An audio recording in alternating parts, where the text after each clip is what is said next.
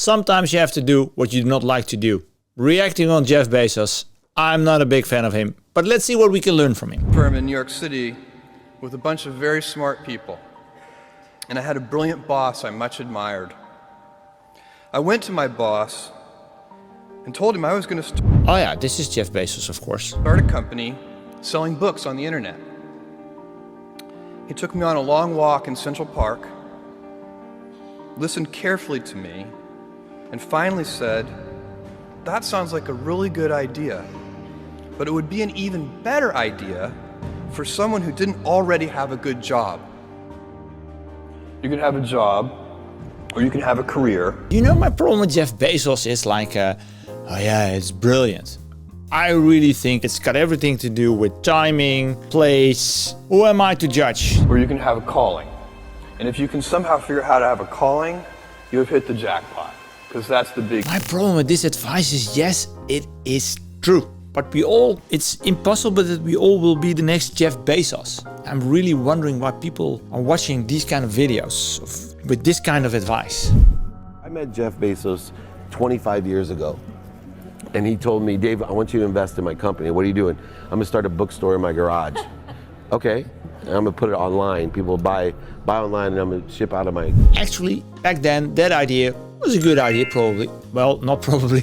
It turned out to be a great idea for Jeff Bezos. "But if you invest in me, Dave, someday I'm gonna be the richest man in the world. I'll do over $100 billion. $100 billion turnover. It's so difficult to grasp in your brain if you haven't done it already. Even for big corporates, these are huge amounts of numbers. I really don't buy it. I really do not believe that back then he already thought it's going to be $100 billion revenue. It's okay, but it could be me. First of all, there is no such thing as $100 billion 25 years ago. He's saying it himself. Sorry. Statistically, there's no such thing. Yeah, you see, he's confirming it. Countries didn't have 100. Our national debt wasn't $100 billion. And this dude's telling me at 26 years old that he's gonna be the richest man in the world because he has a garage and the internet? That was his truth. No, but he did not know it, and neither did I. But the difference between him and I is I was laughing, scoffing, and jesting at him, and he was already applauding himself, going, at the right way, at the perfect time, I'm gonna make as much as I can as quickly. And I'm sitting there going, there's no way this is gonna be a big business.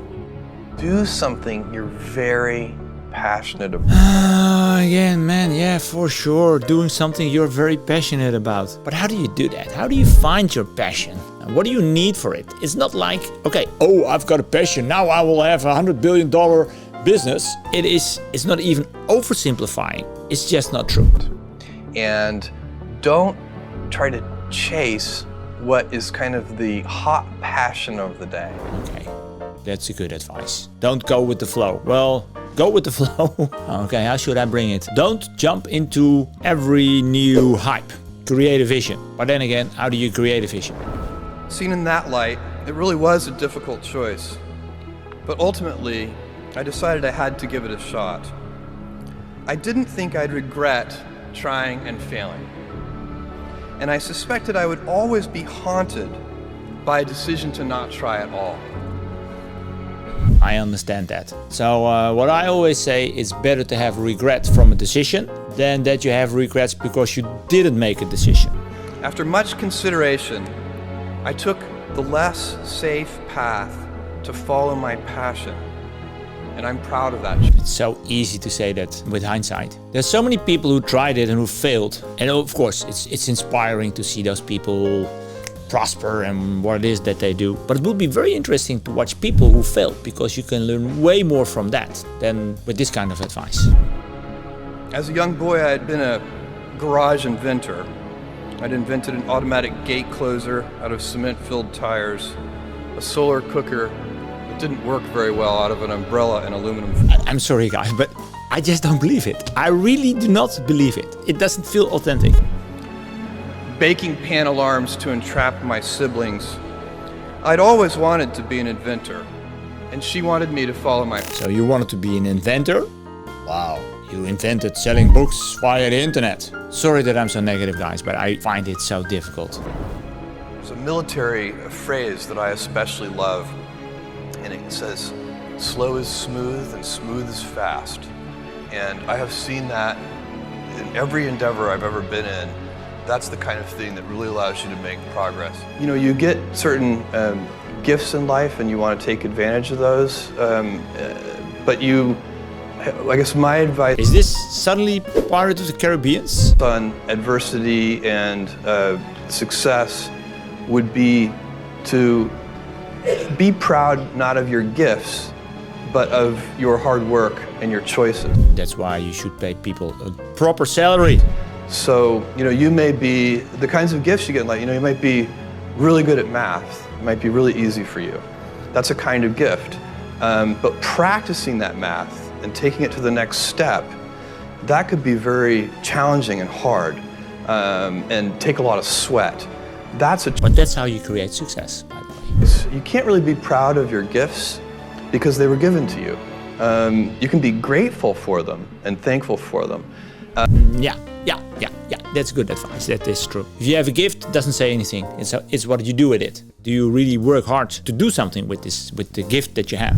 But your choices, you choose to work hard.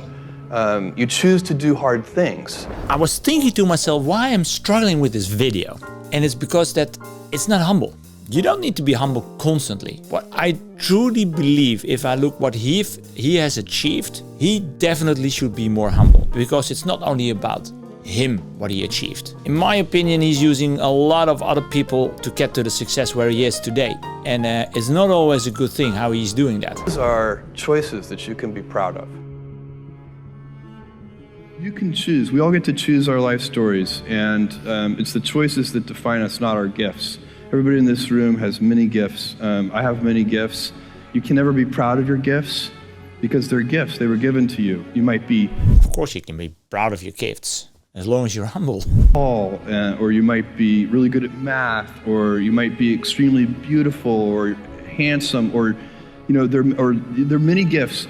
And you can only be proud really of your choices, because those are the things that you are acting. Okay, so what is it that you try to say here? And one of the most important choices that each of us has, and you know this just as well as I do, is you can choose a life of ease and comfort, or you can choose a life of service and adventure. The advice actually is not so bad.